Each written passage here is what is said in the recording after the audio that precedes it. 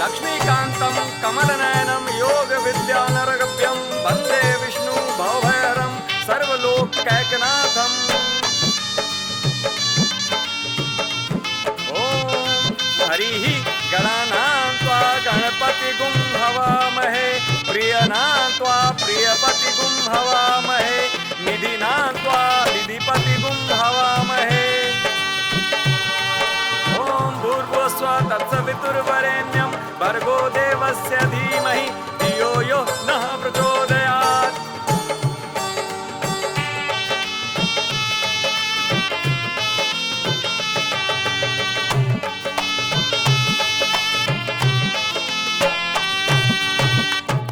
दुल्हन बहुत शौकीन हो, सासू मुखड़ा दिखाई दा। दुल्हन बहुत शौकीन हो, सासू मुखड़ा दिखाई दा। टिकवा के होई बौछार हो, सासू परछन कराई दा। परछन कराई दा, सासू परछन कराई ए बहिनी तनी हटाओ। चावर लोगन आइलिया लोगन बड़ा सासू परछन कराय दा, दुल्हन बड़ी शौकीन हो। अरे बहिनी हम अपने पतोहिया का मुंह तो देख लई। ए दुल्हन जानता रू, अरे जन बड़की पतोहिया बिया नु, अरे वो बड़ी कलहीन बिया जल्लू। अरे वो हमरे बस में कबो ना रहेला। अरे हमनी सास पतोह में ना तनिको ना जमेला, 36 का आंकड़ा रहेला। अरे ई त आशा बिया ना, अरे आशा में काम करेले, गांव भर घूम घूम के ना कुल पतोहन के सिखा पढ़ा के चढ़ा देले बिया। अरे कुल पतोह सास में गांव में बड़ी झगड़ा करावेले जल्लू। अरे हम बोली ला ना तो दोनों परानी ना हमरा से लड़ जाले सन। होशियार रही है जल्लू, बड़ी चढ़बाक है नौरंगिया। हाँ ठीक बा। हाँ। अरे हमार पतोह तो बड़ी सुंदर बिया है, लाखों में एक बिया। अच्छा सर सासू परछन कराई दा, परछन कराई दा, सासू परछन कराई दा। परछन कराई दा, सासू परछन कराई दा। चुड़िया के होई बौछार हो, सासू परछन कराई दा। दुल्हन आ गई महारानी। शौकीन हो, सासू परछन कराई दा। दुल्हन बहुत शौकीन हो, सासू मुखड़ा दिखाई दा। ए दुल्हन हैला हमरा तरफ से सोना का अंगूठी मुंह दिखलाई। ए दुल्हन तारा से एगो बात बता देवे के चाहता नहीं, भले हमने के सास पतो हई सन, बाकी पटरी झमेला ना। ई बुढ़िया इतना खचड़िया कि पूरा गांव के नो शासन के भड़का देले बिया। अरे पूरा गांव में सास पतो में कारफू लागल बा। यही से हम तनी दूरी बना के रहेले, हो सके तो तू दूरी बना के रहिया। हाँ। चल तनी।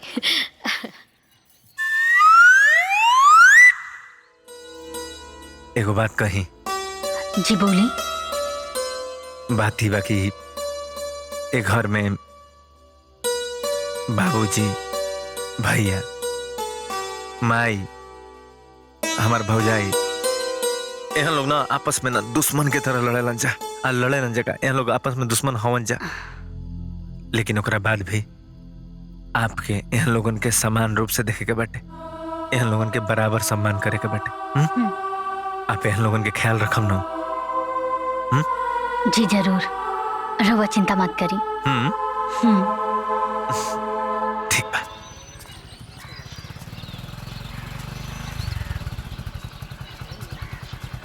हाँ हाँ तो पैसा भेज देना तो बहुत बुरा हो जाई। हाँ हाँ हाँ ठीक है, भेज भेज भेज।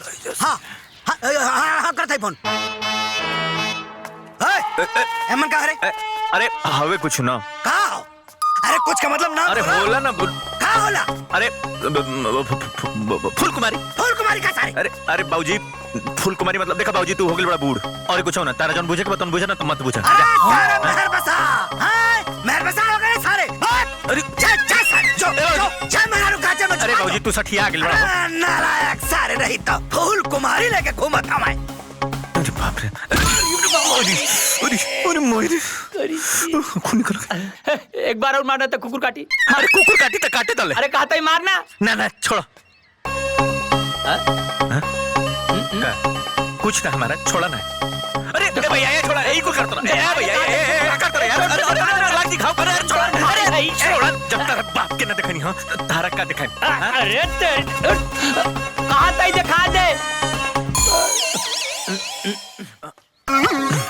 अरे आगे नहीं रहुआ, ले आई नहीं हमारा सामान। अरे दादा तार सामान लेके आई नहीं, लेकिन जाना तारू हिंदुस्तान, पाकिस्तान, बांग्लादेश, नाइजीरिया, कर्नाटक के करा से लड़ के आवत तार सामान लेवे खातिर।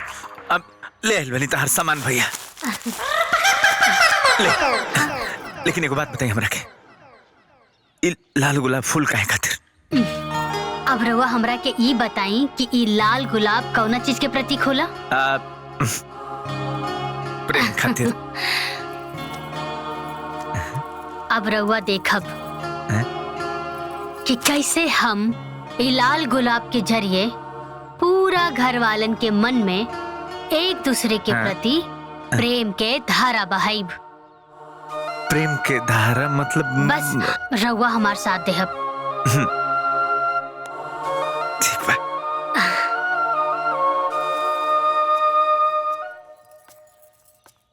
माँ जी। का दुल्हन? बड़की दीदी रहुआ खातिर ई गुलाब के फूल देनी है। का कहलू हा? अरे वो मुचौसी हमरा के गुलाब के फूल देही? अरे ओकर बस चले तो हमरा के जहर देते। अरे ना अम्मा जी, अब बड़की दीदी के एहसास हो गइल बा कि सास भी था आखिर माँ समान होखेली, और भला माई से कैसन झगड़ा। अरे ना दुल्हन, हमके ओकरे कोनो बात पर विश्वास ना हो ना। अरे भरोसा करी अम्मा जी, अब दीदी के मन में रहुआ प्रति अथाह प्रेम उमड़ गइल बा, रहुआ प्रति बहुत सम्मान आ गइल बा। अब उनकर दिहल गइल एक गुलाब के स्वीकार कर ली अम्मा जी। ई पूरब का सूरज पश्चिम से कैसे उग गइल?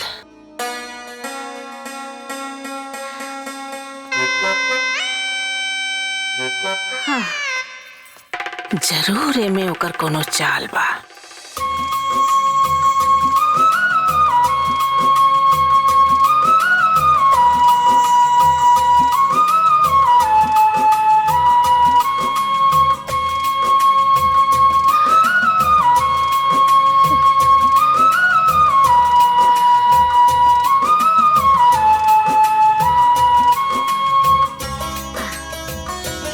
दीदी। हाँ छटको। एक गुलाब के फूल तोहरा खातिर। अम्मा जी सप्रेम भेंट भेजले बाड़ी। बाप रे बाप, अरे जवान बुढ़िया हमरा के सपना में भी प्रेम ना करेले, उ सब प्रेम भेंट में गुलाब के फूल भेजतिया। ए छटको, ई बुढ़िया के नु कोनो ना कोनो साजिश बा, हम सब बुझाता। अरे ना दीदी, ऐसन कोनो बात नहीं खे। अम्मा जी के ना अभी दुनिया के सच्चाई समझ में आ गइल बा कि आपस में लड़ाई झगड़ा और किचकिच कैला से ना कुछ ना होई, बल्कि असली मजा ता आपस में प्रेम कैला में बा। यही से देखी ना कि उ रवा खातिरी गुलाब के फूल भेजले बानी। आ गइल बुढ़िया औकात में, गुलाब के फूल भेजता रे।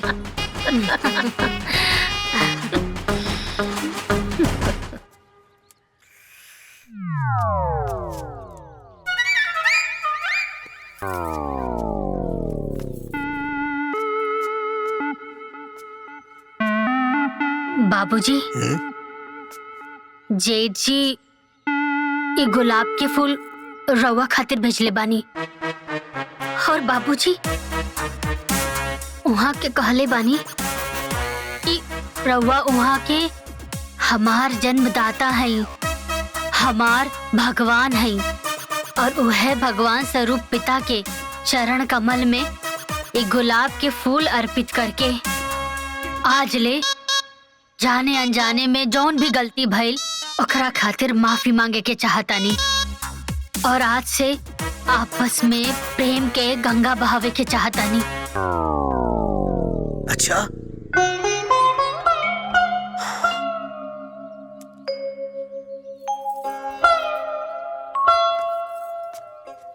ओ कमीना काना धलेसा।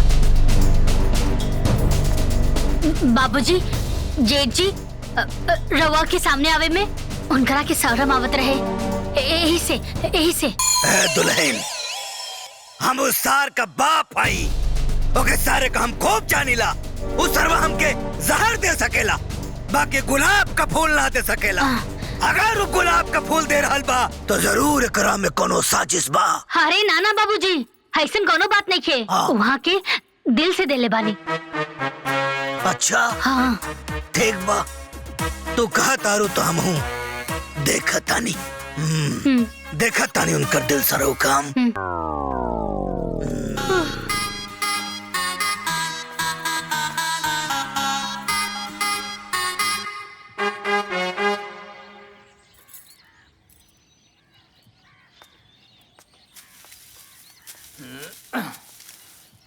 भैया जी।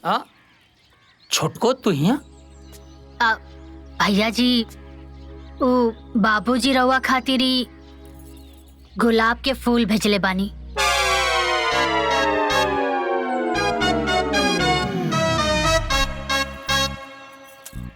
छोटको, जे बाप अपने लड़का के जिंदगी भर कांटा के से सजौलेस, आज वो अचानक गुलाब के फूल भेजले बा। भैया जी, बाबूजी कहले बाड़न कि हमार पुत्र से कह दिया कि अब हमरा के जीवन के सारा सार समझ में आ गइल बा। ये रुपया पैसा धन दौलत ये सब कुछ मोह माया बा। जिंदगी के असली संपत्ति ता रिश्ता नाता हा। यही से बाबूजी कहले बाड़े कि अपने तो अपने होते हैं। और पता बा भैया, बाबूजी का कहले बानी कि हमार पुत्र से कह दिया कि हमारी प्रेम स्वरूप भेद स्वीकार करके अपना मर्म स्पर्शी प्यार के अधिकार बनैया ए बेटा। देखा तारू? काजी? देखा? बहुरिया के हाथे मुचरवा सार हमके गुलाब का फूल भेजले हो। ए फूल पे थूका ताई हम। अरे रे हुआ खाली काहे जी? हमरा के देले पिया। हम ओ नरंगिया के नानी के गुलाब पे पड़ना थूका थू।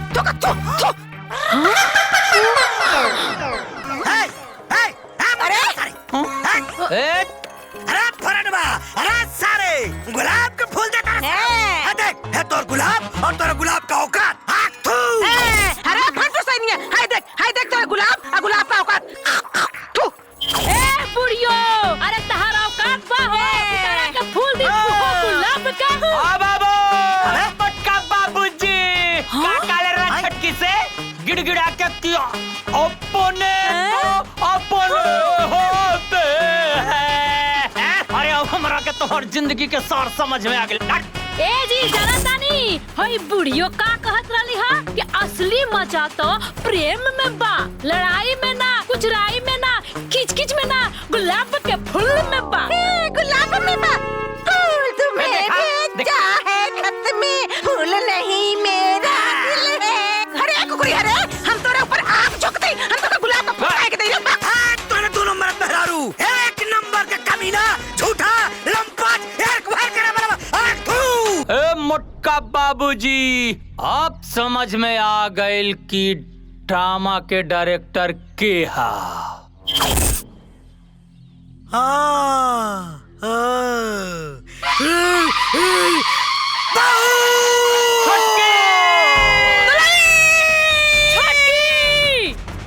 कहाँ रे? कहाँ भी तो मेहरारू?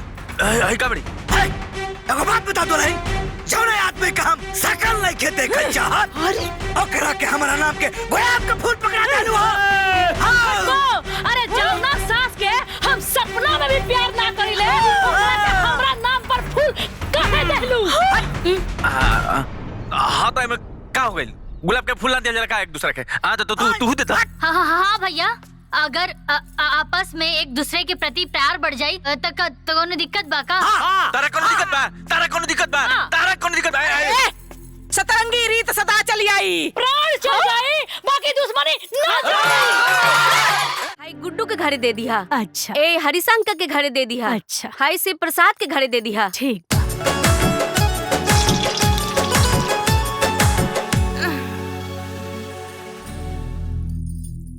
का भौजी गोड़ लागत है। बता का को है जीजी। बड़ा ए भौजी हाँ जीजी, ये तो बड़ा बढ़िया खुशबू आ रहल बा। हाँ? हमो जाके देखा तनी केकर फरमाइश बन रहल बा। अच्छा ठीक बा। अरे बुआ, रउआ बैठी ना अम्मा जी के पास, हमने का तीनों जाता नहीं सा ना। हम जात नु बानी, बैठा मदद करो जा। तुम सोचिए। अरे बहू। बुआ जी अरे खुश रह खुश रह खुश रह। कुछ चाहत रहे का? अरे ना ना कुछो ना, बस देखे आ गई नी। अच्छा पनीर बनता। हाँ। बाप रे बाप, बन गई बा। ए बहू जाना तनी धनिया पत्ता ढूंढ के लिए आवा ना, ओमे डालब नु निमन लागी। ठीक बा बुआ जी।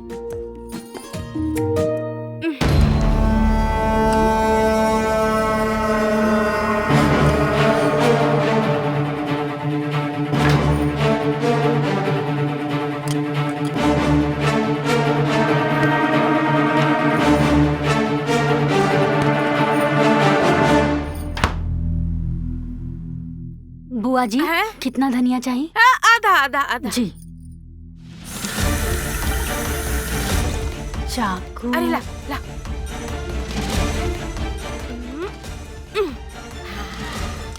हाय देखा बढ़िया लागे तनु। हाँ हाय मजे से एकदम खूब नाम होई तोहार है। चल आवा लेके सब चल तनी है ना।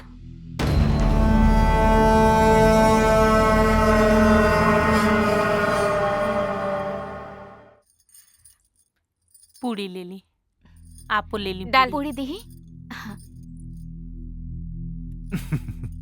दीदी शुरू करा।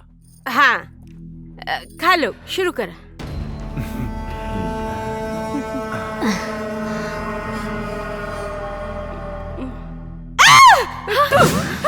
अरे बाप रे, अरे तातीत।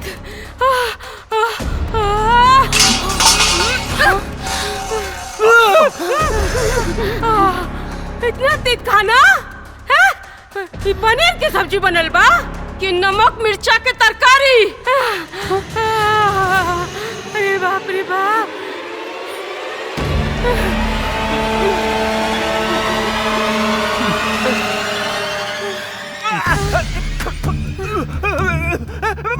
कहो भौजी, अपन पतों के बता ना सकत रहलू कि हमरा के बवासीर हुए?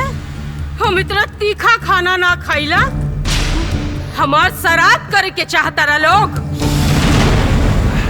ठगा गईले रे, दिन दिहाल ठगा गईले। एक तो करैला ऊपरे से नीम चढ़ा।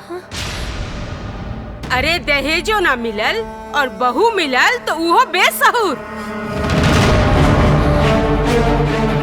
कौआ हकनी उठा के लिए आइल बड़े गाँव में, कौआ हकनी। अरे न कौनो लूर है न कौनो सबूर है। जीजी, ए जीजी, शांत हो जाई ना। नई नई बहुरिया हिया तो कुछ कम बेसी हो गई होखी। कम बेसी? अरे छोड़ा हमरा के। अगर तोहर दुल्हन से कम बेसी हो गई बना तो बहू भोज तू ही खो,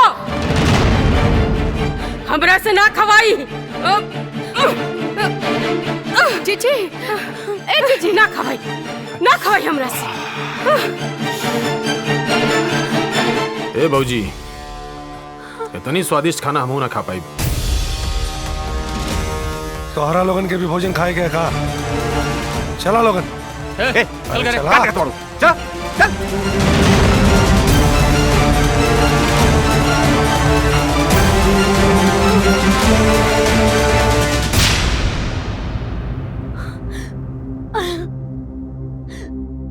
मछली जल की रानी है, जीवन उसका पानी है। हाथ लगो टल जाएगी, बाहर निकालो मर जाएगी। मछली जल की रानी।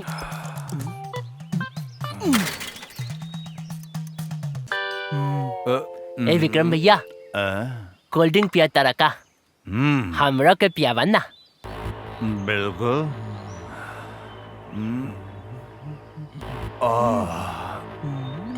देखा तुम्हार चोट भाई तोरा काय ना पिया द कोल्ड ड्रिंक। अब मजा आई और पगला पगलाई।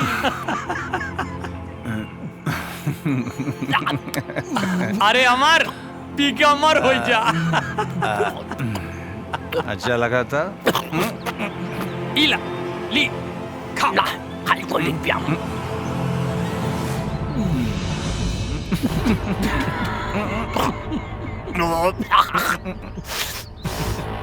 ऐसे कोल्ड ड्रिंक बा एक नंबर के पूरा खट्टा पेट गल गल गल गल गल घूमे लगा।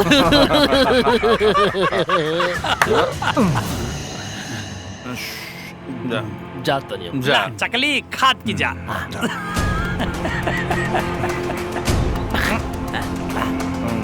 चलो बाय।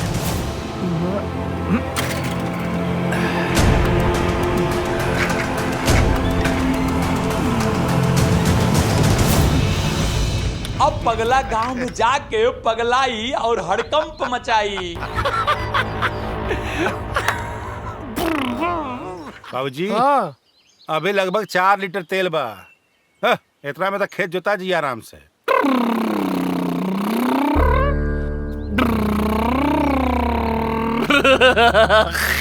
बाबूजी कैसे कोल्ड ड्रिंक पिलावा कुछ पता न चलेला। आज हमरा के कोल्ड ड्रिंक पिला वाला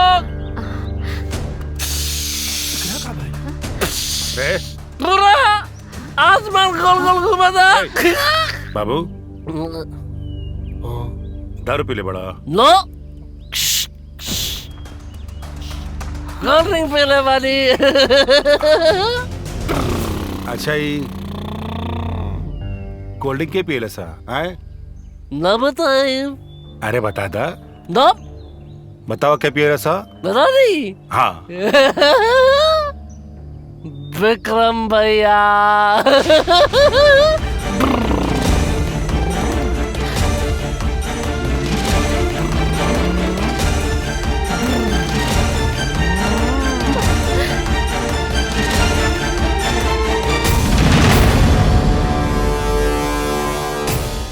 ए विक्रम निकाल बाहर। अरे निकाल बाहर। का भाई लो काहे गला फाड़ के चिल्लाता रहो। अरे तो हनी के तनिको स्तरम नहीं खावत। लाज शर्म घोर के पीगल बैठ सका। तनिको लाज नहीं खिलागत। हमरा भाई के भोलापन के फायदा उठाता सर। दारू काहे पिए रे। काहे पिए हा। आवाज नीचे। तो भाई चल के हमने का पास आई रहा है। ए भैया पिया दे ना। जाके पूछ ओकरा से जब पहुंचेला ना तब पिएला काहे। तक जहर पिया दे बेटे। हमार बात सुनो लोग। रुका रुका। हमार बेटा शराबी कबाबी नहीं खे। हम हाथ जोड़ता नहीं। हमार लड़का के बिगाड़ लोग मत। ए चचा चाहता रहा कि तार लड़का ना बिगड़े तो अपना पतोहिया से कह दा कि अचरा में बांध के रखे।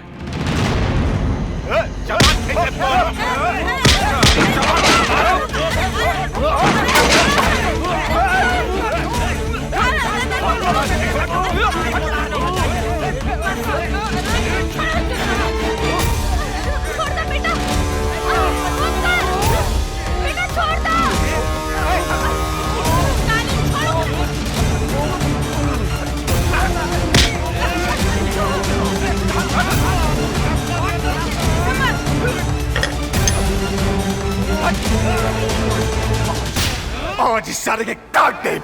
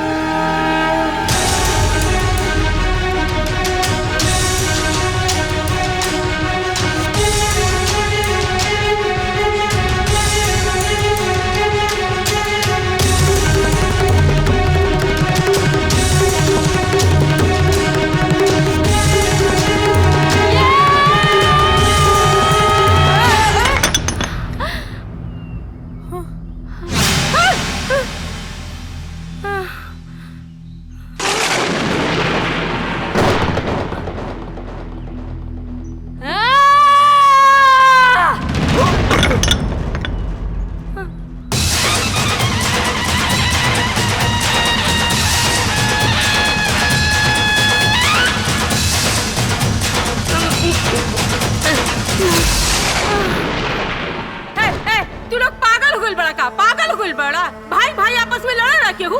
चला सब चला। ए बस कर, मत कर अपनी नौटंकी और हमनी से हमदर्दी दिखावे के झूठा नाटक भी मत करा। ओमकार सही कहता जीजी। अरे भले रउआ ई दोनों लोग के बहिन हई, लेकिन दोनों से तू आग कैले बानी। ये सबके समझा दी, हमार परिवार से दूर रहे, ना तो ठीक ना हुई। चल बेटा।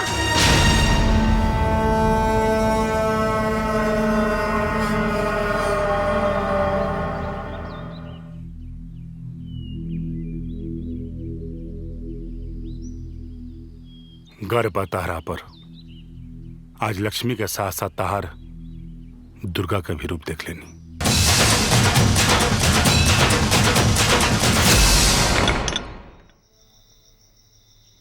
देवर जी एगो बात समझाई। जौन चाचा जी बाड़न ना और उनकर परिवार, वो लोग अच्छा नहीं खे। आज के बाद कभी भी वो लोग अगर बुलई हैं भी ना तो उनकर कौनो बात मत मानल करा। वो लोग हमनी के बारे में अच्छा ना सोचेले। रउआ उनकर परिवार से दूर रहल करी, आपन परिवार के बात मानल करी, ठीक बा? ओके, आज के बाद मुझा कब होना जाए? वो लोग हमरा क्या कर लॉलीपॉप कुरकुरे भी दिलोग ना, हम बोले नो नो। Good boy.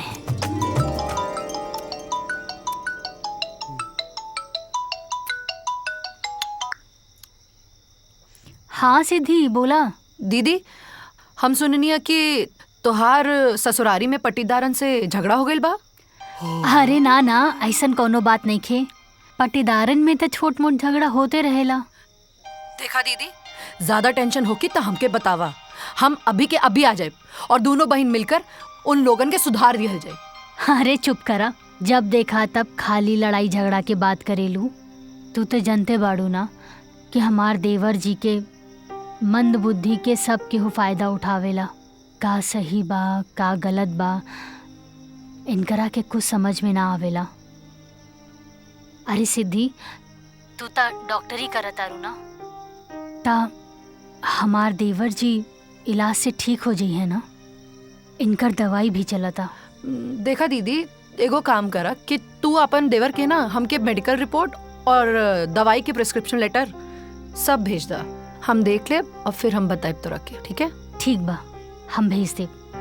आपन ख्याल रखिया दीदी। रखतानी, प्रणाम। खुश रहा।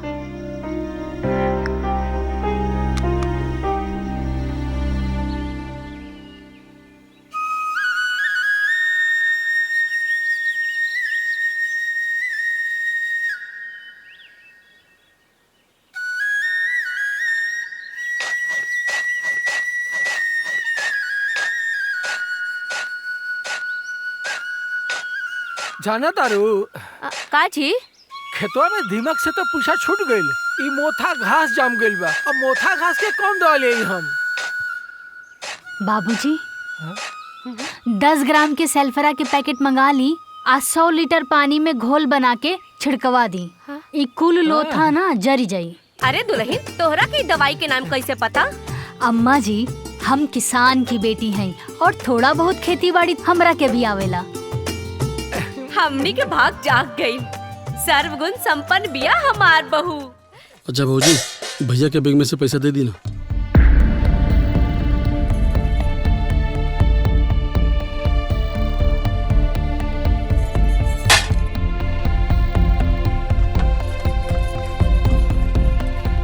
मंझलो, ये बर्तन काहे पटकतारू? बहिन ला बर्तने मन जाता। आई हो दादा, खाना कब ले बनी? दीदी, जब सगरो काम हमरा के ही करे के बा त जब ले खाना बने के होखी तब ले बनी। मंझलो, तोरा के पता बा ना तोहर भैया की चीनी के बीमारी बा। उनके टाइम टाइम से भोजन चाहला और तू दोनों रोज देर कर देवेलू भोजन बनावे में। दीदी, हमहू ना इंसाने बानी, कौनो मशीन ना। और रउआ के त बस ई पूजा पाठ करे के ही बा।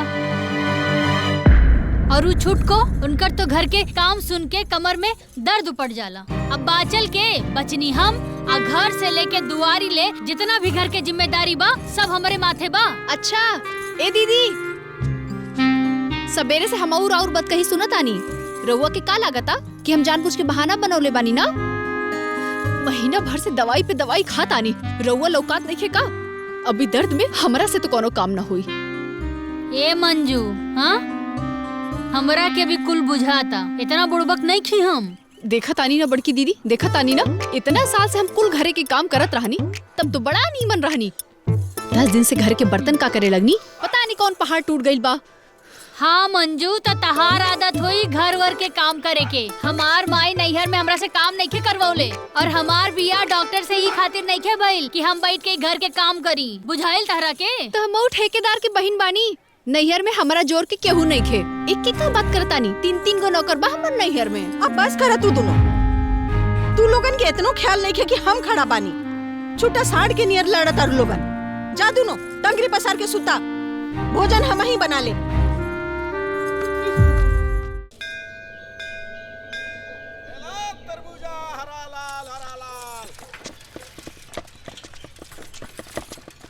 ए सरिता। अरे दीदी प्रणाम। अरे खुश रहा खुश रहा। का हो सरिता, हो तहार छोटकी कल कितना चुटुर चुटुर जबान चलावत रहे। अब रहुए देखी ना दीदी। अरे सुनो तो, हाँ रुको। अरे दीदी हमरा लगे कहाँ फुर्सत बा, अभी घरवा में खाना दाना के कुल काम परल हुई। अमार बढ़नी हमरा तो लागता कि घर के सारा काम धाम नु तोहरे कपार पला दाइल बा। हौ छोटा को जितना चुटुर चुटुर जबान चलावत तारी, उतना फटाफट गोड़ हाथ चलैती तो तारा आराम ना मिल जाइत। हैं हम तो आज तक ले ओकरा के देखलो ही नहीं काम करत। अब का कहीं दीदी, पिछला महीना भर से कमर के दर्द के इलाज चलता, और उनकर मरद पूछत भी नहीं के कि काहे सुतल रहेलू। अरे सब ढकोसला ह। अरे मेरा सन के त्रिय चरित्र मरद लोग का जानी, तनी भर खने खने खिकी की हंस के बतिया दी हसन, आ मरद लोग खुश। और ओकरा बाद ले कपार दर्द, ले डांट दर्द, आय ओई चालू हो जाला। ए दीदी हमहू त थक जानी। अरे सब तोहरा ढिलहाई के वजह से भइल बा। अरे जेकर मरद इतना कमाता, घर परिवार के सारा खर्चा चलावता, ओकरे में रारू के घर में नौकरानी के इज्जत, ओकरे बीवी बच्चे के कोनो वैल्यू नहीं खे। अब का करी ये दीदी, हमरा के तो कुछ समझ में ही नहीं ख्यावत है, और अगर कुछ बोल देनी त लगेली लड़ाई करे। यही से नू अकेले रहे के मजा ही अलग बा। अरे अपना मर्जी से उठ और अपना मर्जी से बनावा खा, ना कोई रोके वाला और ना कोई टोके वाला। अच्छा दीदी अब हम चलत आनी, ना त ना एहो खातिर हमरा के 10 गो बात सुने के पड़ी। हाँ हाँ जा, ना तो कहीं देख ली हसन तो कहीं सन कि हम ही तारा का भड़कावत आनी। जा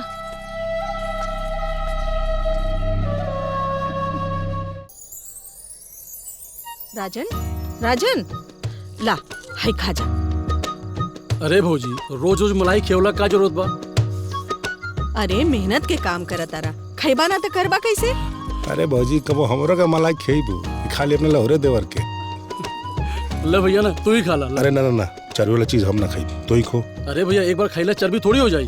अरे लाना भैया, खाना भैया। अरे खो तू खो, हम ना खाई। अरे खाना भैया खा। अरे भैया तोनी लोग के नहीं के खाए के ना, तो हमरा के दो, हम खा लेब। वैसे भी बिलाई के दूध और दही से बड़ा लगाव होखेला। गोपाल, चंदा, गोपाल, चंदा। हाँ बड़का बाबूजी। आ गई लो नटखट मंडली ले ले, पकड़ पकड़ भैया। हाँ मालूम हम काले अलमानी तो नहीं खाते हैं, टोनी के पसंद के दूध को टॉफी। अच्छा जा करके पढ़ा जा। जो भग भग भग भग भग भग। भैया आज हमें बड़ा लेट हो गई, आई ना बैठी ना। अरे नाना तू बैठा बैठा। बड़का भैया ना मार्केट से ताजा ताजा सब्जी चुन चुन के लिए आवे ले रोज, वो भी 2-2 रुपया के मोल भाव करके। अच्छा भाई सुनो सब लोग, आज ना अपना पूनम खातिर एक से बहुत बढ़िया लड़का बैठाइला। लइकवा का करला जी? अभी तो ब्लॉक में वीडियो बा, लेकिन कलेक्टरी की तैयारी करल बा।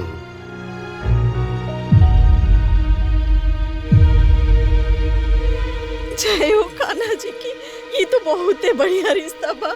ए जी बात आगे बढ़ाई ना। अरे रुका, अभी बात कैसे आगे बढ़ा दी? अभी तो खाली फोटो में भेजले बानी। और सबसे बढ़िया बात तो ये बाकी अपना पूनम के फोटो देखा वाला सबके बड़ी पसंद बा। भैया अगर लड़का वीडियो बा तो दान दहेज के मांग भी कुछ कम ना हुई। और ना तका भैया के छोट छोट सरकारी नौकरी वाला भी 15-20 लाख के कम से कम डिमांड करेला ही। अरे अभी दान दहेज के बाद सब तो बाद में देखल जाए, पहले बातचीत का सिलसिला शुरू हो जाए बस। हाँ, तब का भैया जी बा, ए भैया जी बा, अरे घरवा में क्यों नहीं का जी? अरे आई ना दीदी, आई आई। भैया जी बा, आई हो दादा, अरे ये दोपहरिया ले तू अकेले देठ उठाओ तारू हो घर में, बाकी लोगवा कहाँ बा? पैर पसार के सुतल हुई। का करबू ए मझी, सब तरह करम के दोस्त बा। ए सरिता सुनो नहीं हो कि तारा नंदी के बड़का घर में बियाह तय भइल हो? तय होता होई। हाँ तो दान दहेज के सारा जिम्मेदारी लागत डॉक्टर साहब के ऊपर थोपाई। ए दीदी हम बूझत नहीं की का? अरे बूझो तारू, बाकी तोहरो एगो बेटी बिया। जरा संभल के, ये दुनिया जमाना बड़ा मतलबी बा ए बाबू। मतलब निकलते ही दूध में गिरल मुअल माछी खानी लोग निकाल के फेंक देला। अरे जल्दी चला आवा। एकदम सही कहा तारू दीदी। अरे भौजी रवा कब आई नहीं? हाँ बस 2 मिनट पहले आई नहीं हो। ओह अच्छा। गोपाल बाबू, हम ए बाबू इन्हें आ तो आजो आजो। ए बाबूनी, राउर बड़की भौजी घर में लौकत नहीं कि कहाँ बानी? घर में बाड़ी, अपना रूम में। अरे भौजी आई ना, चली ना, चल चला।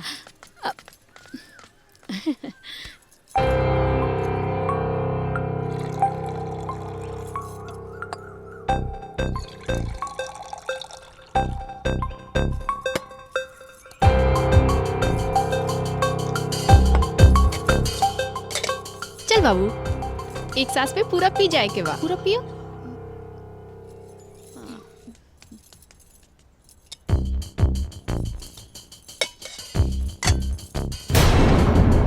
इतने दूध पा?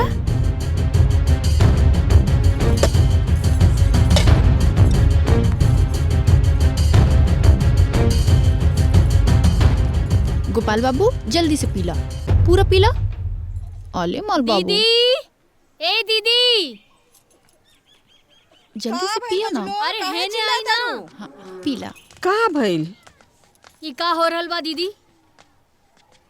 मने हर बहे तक खार खाए आ बकरी अचार खाए। हाँ हम पूछा तानी कि ऐसे कैसे घर चली? कहा भइल? मान ला घरवा में आज दूध कम आयल बा तो वही में से ना सब केहू के लइका पी, कि केहू के पूरा दिया जाई और केहू के अटबे न करी। अरे तो सीधा ई काहे नहीं की कहत कि दूधवा हम चोरा ले बानी? जैसे हम अपना जिंदगी में दूध ही नहीं खी देख ले। हमरा नैहर में दूध जुड़ले नहीं खे। 5-5 गो भैंस रखे वाला घर की बेटी बानी, दूध खातिर ललाइल नहीं खी। मंजू तोरा से तोर नैहर के बारे में क्यों पूछा था?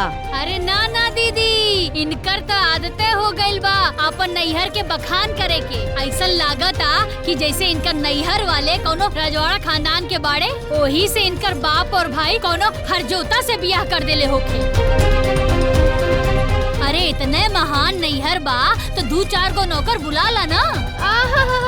देखा तानी ना, माने कुल कुपूत तो बस कामे के बा। नौकरानी बन के खटत रही तो सब ठीक बा। तनिका कमर में दर्द का हो गई, बड़का पहाड़ टूट गई। पहले हम कुल काम करत रहनी ना, ओकर कोनो गुनगान नहीं खे। अब रउए बताई, हम छोट बानी तो नौकरानी बनल रहब का जिंदगी भर?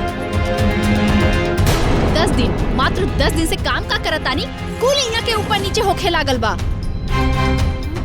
ए भाभी बंद करी ना लड़ाई झगड़ा। रउआ लोग की लड़ाई झगड़ा देख के बाहर के लोग मजा लेता।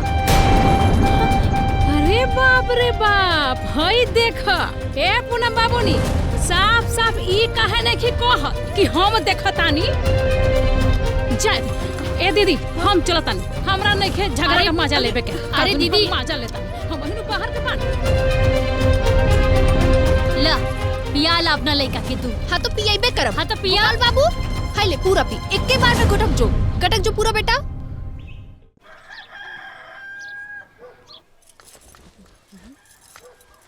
पूनम भौजी लोग कहाँ बा?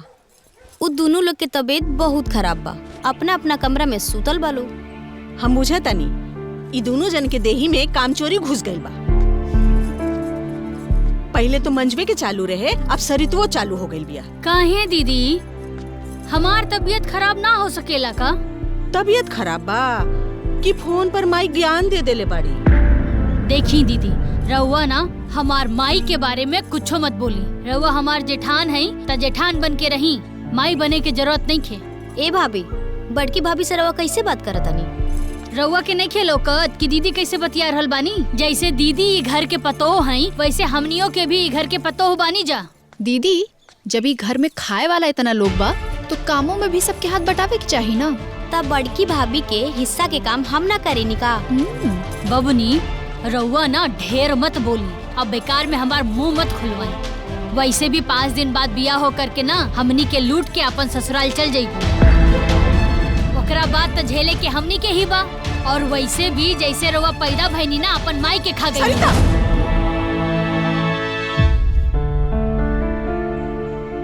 बस करा, कुछ भी बोले से पहले सोच लिहल करा कि का बोले जाता डू।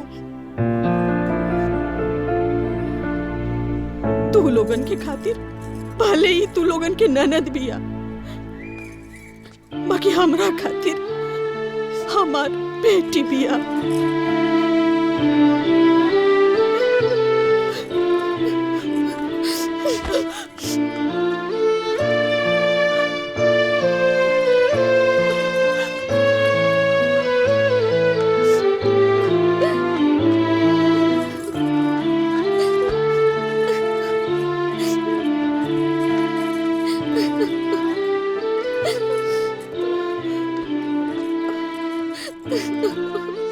चुप हो जा बबली, चुप हो जा, चुप हो जा। बाबूजी, हमर माई हमरा वजह से मर गइल का? मर पगली, तोर माई तो हम बानी और हम मर गई नी का? हम तो जिंदा बानी ना। ए बिटिया, पहले हम तोरा के जन्म नहीं खी देले, बाकी अपन छाती से लगा के पोसले बानी। और सरिता भाभी तनी बनी कुछ बोलिए देली तो कहा भइल चाहे दा। भौजी का भइल? पूनम का रोती है? बबुआ, जब ऐसे ही रोज रोज सब बीमार पड़ी तो ये घर गृहस्थी कैसे चली? आज पूनम बिया तो कैसो सबके भोजन मिल जाता। बहने ही ससुरे चल जाई तो कैसे काम चली?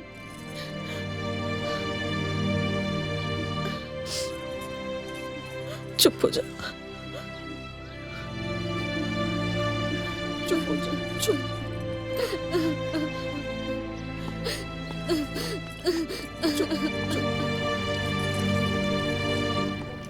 सरिता, सरिता, ये भौजी का कहता रही? घर में घुसते घुसते लगा देनी लहना, और वह भी आ गई टुनक के हमरा से पूछे खातिर। अरे हमरा समझ में नहीं आवत कि तारा हो का गइल बा। आखिर तू चाहत का बाड़ू? हम का चाहत बानी? हाँ, अरे हम ता चैन से अकेले जिए के चाहतानी, और हम चाहतानी कि हमार लड़की ना शहर में अंग्रेजी मीडियम में पढ़ो, काहे से कि अब हमरा ई घर के जाल और पाथर ना ढोए। अरे पागल हुई बड़ू का? दिमाग खराब बताहार। हाँ खराब बा हमार दिमाग। अरे अरे हमार बहन अपन मर्द के साथ में दिल्ली में रहतिया, अगर हमनी के भी रहल जाए तो कोनो तकलीफ बा का?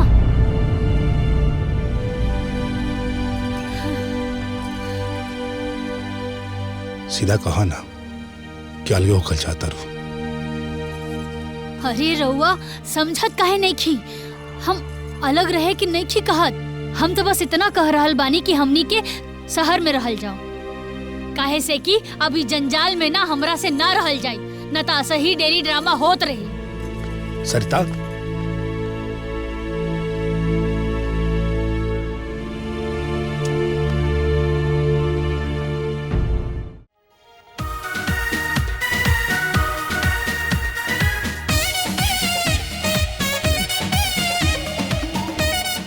ये लीजिए, बधाई हो प्रधान बनने के लिए। रुकी,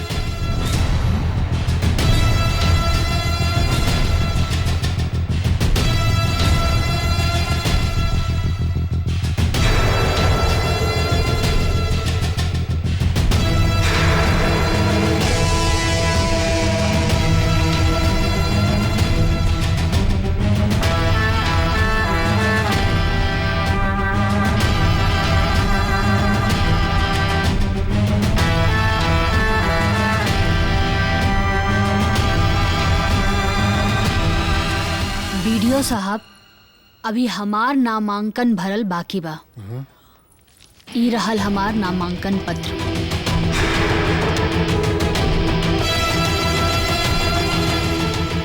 ई ली, आप यहाँ पे साइन कर दें। सुगंधा, ई का कर दो, अपन पर्चा वापस कर ले। ई मत करा। अरे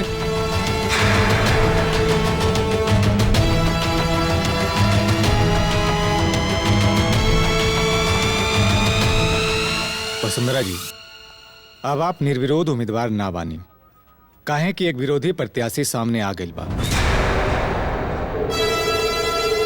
अब हार जीत के फैसला जनता के हाथ में बा।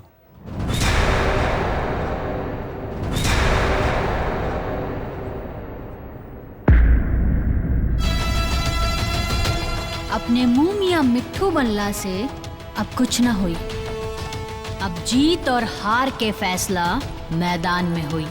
अब हुई सास वर्सेस बहू की लड़ाई, और ये लड़ाई में अगर सास शेर है तब बहू सवा शेर।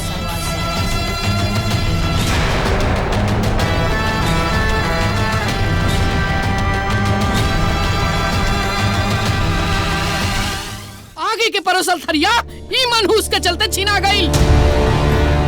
बाकी ये गांव में कौनो औरत के इतना हिम्मत ना रहे कि हमरा खिलाफ खड़ा हो जाए।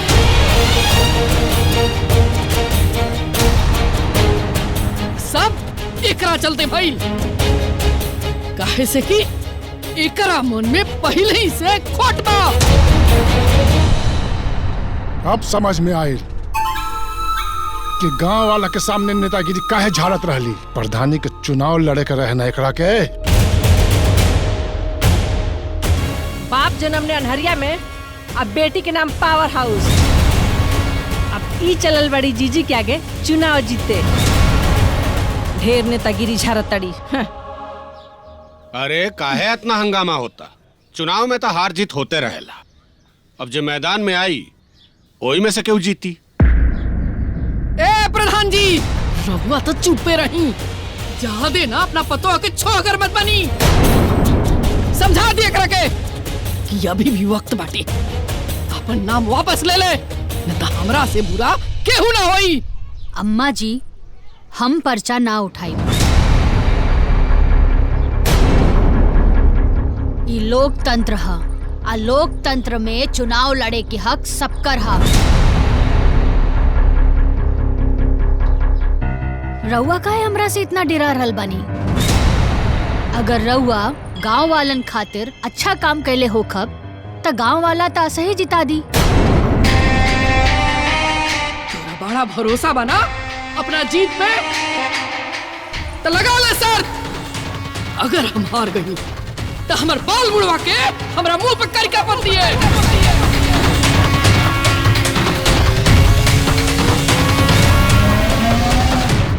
लेकिन अगर हम जीत गए, ते हार गई, तो हम बाल मुड़वा के तोरा मुंह पे करका पड़ते। आप लगाओ सर।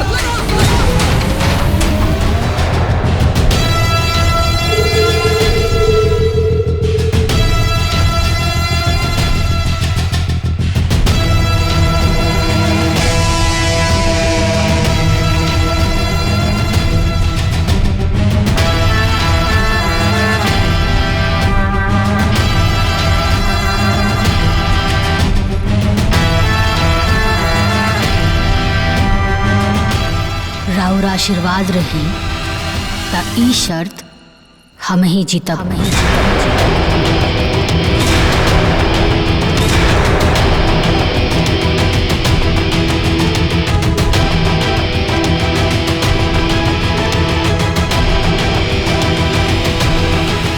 मंजूर बा हमरा के?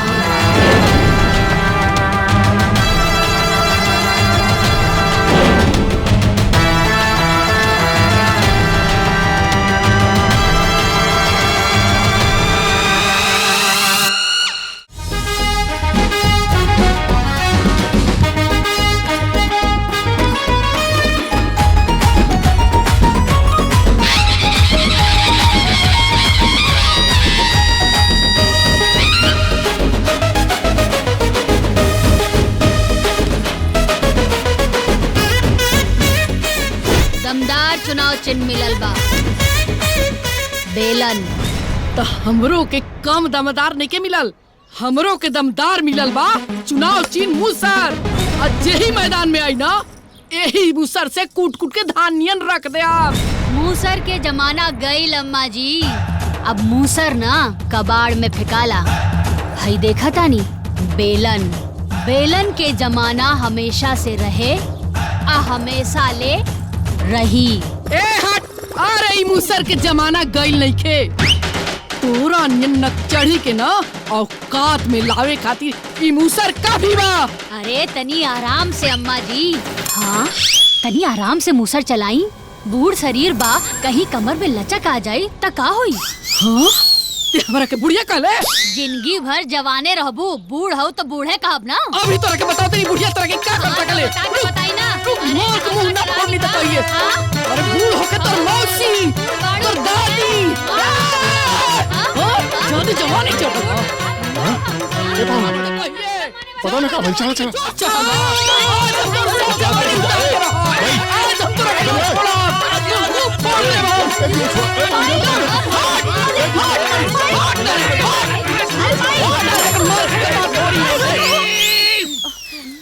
मूसरा बेलन तोनी के आपस में मार कुटाई करे खातिर नहीं मिला। ई तोने के चुनाव चिन्ह। हाँ, ये आंगन में हार जीत का फैसला ना होई। हार जीत का फैसला करे खातिर बाहर निकले के पड़ी। जनता जनार्दन के सामने हाथ जोड़ जोड़ के वोट के भीख मांगे के पड़ी। तो बुझाई कि के केकरा से ज्यादा बा और के केकरा से कम। और फिर जनता तय करी कि केकरा में बा चुनाव जीते के दम। हाँ।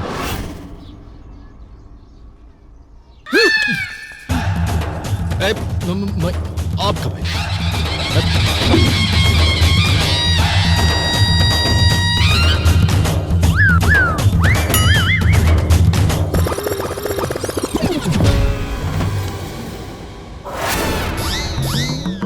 सुगंधा का तो जमानत जब्त हो जाए। अरे हमर पति परमेश्वर, अरे हमर देवता, हमर प्राणनाथ, अरे पैरवा लाई ना। अरे हाँ, पूरा आशीर्वाद बा। अब हो गई। तबीयत तो ठीक बा। अरे हमारे तबीयत की का भाई बाजी? हमार तबीयत एकदम भला चंगा, एकदम ठीक बानी हम। आज वोटिंग बा और हम वोट देवे जा रहल बानी। रहुआ के ना हमारा सेनूर के वास्ता बा। रहुआ हमरा के वोट दे खाली दूसरे पे।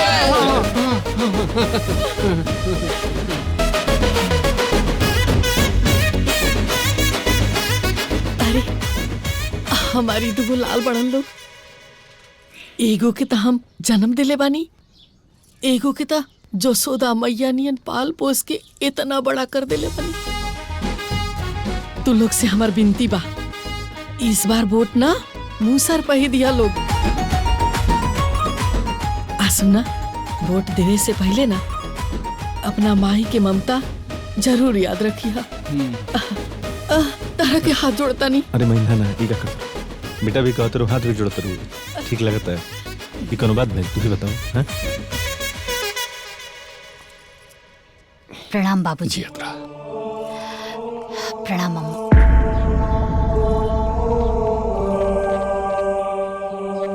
हमके केहू के कौनो क्रिया नहीं खे देवे के, बस हमार एक ही विनती बा रउआ सब लोगन से कि प्रधान पद के लिए जे भी उम्मीदवार योग्य होखे रउआ लोग ओकरा के ही वोट दी।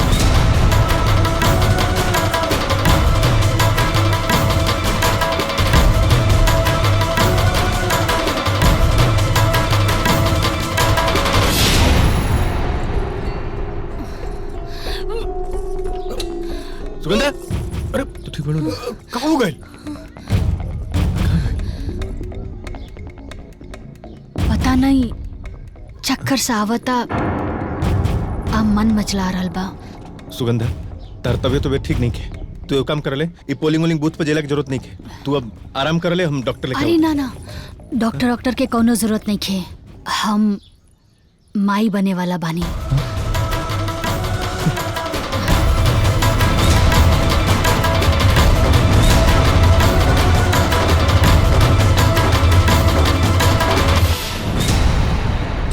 अरे वाह, ये तो पूरा परिवार खातिर बहुत बड़ खुशखबरी बा।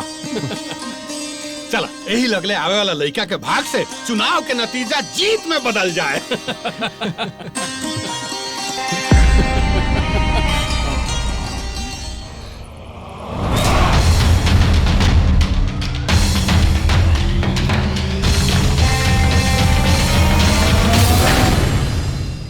ग्राम सभा निंदासपुर विकास खंड पिंडरा के ग्रामों के वोटों की गिनती चल रही है। पहली बार इतने कांटे की टक्कर चल रही है। फाइनल राउंड की गिनती शुरू हो चुकी है। अब कुछ ही देर में पता चल जाएगा कि ग्राम प्रधान श्रीमती वसुंधरा देवी चुनी जाएंगी या सुगंधा देवी। आगे देखेंगे। चुनाव का रिजल्ट आप लोगों के सामने है। श्रीमती सुगंधा देवी श्रीमती वसुंधरा देवी से 1 वोट से विजयी घोषित हुई हैं।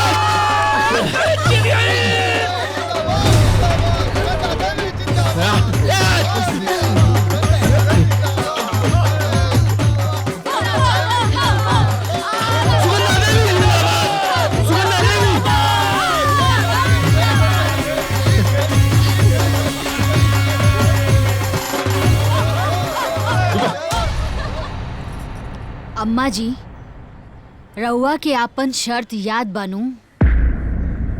आज बेलन वाली बहू मूसर वाली सास पर भारी पड़ गई। अब शर्त के मुताबिक रउआ के आपन सर मुंडवावे के पड़ी और मुंह पर करिखा पुतवावे के पड़ी।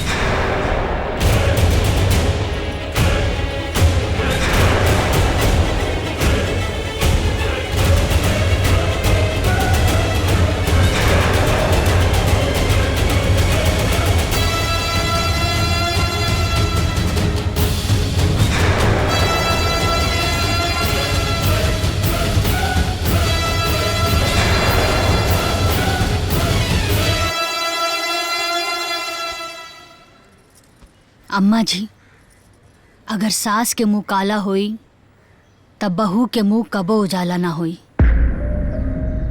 अरे सास के छाया में ही था बहू के जिंदगी बीतेला। बचपन में ही अनाथ हो गई रानी। बचपन में ही माई बाबूजी के साया हमरा सर से उठ गई रहे। ससुराल नहीं तो हम अपन सास ससुर के अपन सास ससुर ना बल्कि माई बाबू समझनी। ससुर जी से तो हमरा के बाबूजी के प्यार मिलल, लेकिन सास से कबो हमरा के माई के दुलार ना मिलल। ई सास बहू की हार जीत की लड़ाई में ई रिश्ता में हमेशा खटास होगबे करी। ई रिश्ता में हमेशा मिठास बनल रहे, एकरा खातिर केहू एक के हारे के पड़ी।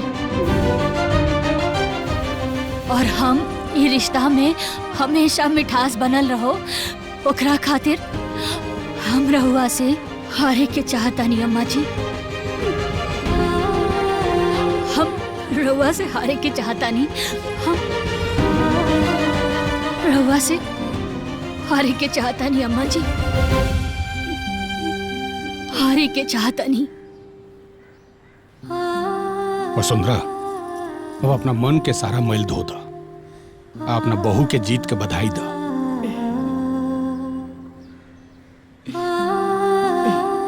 बहू के ना, बल्कि हम अपना बेटी के जीत के बधाई दे। बहुत बहुत बधाई हो बिटिया, बहुत बहुत बधाई हो।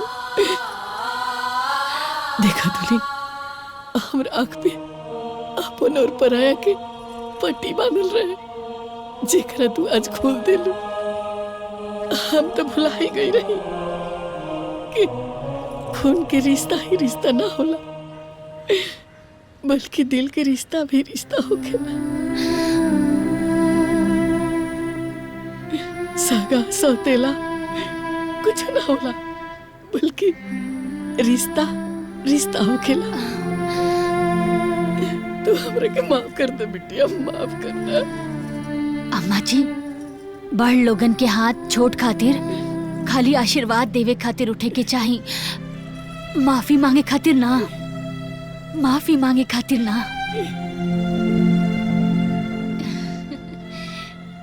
दुल्हन, दूधे ना ऊते फला, तारा कोख में हमरा खानदान के वंश बा, हमरा खानदान के वंश बा। अम्मा जी, चल, अंत भला तो सब भला। आय? अरे घीव थरिया के कोनो कोना में जाए, गिरल तो थरिये में नू। अरे प्रधानी तो एक एक घर में नू आइल बा। आय? आय, बजाओ संदे जोर से।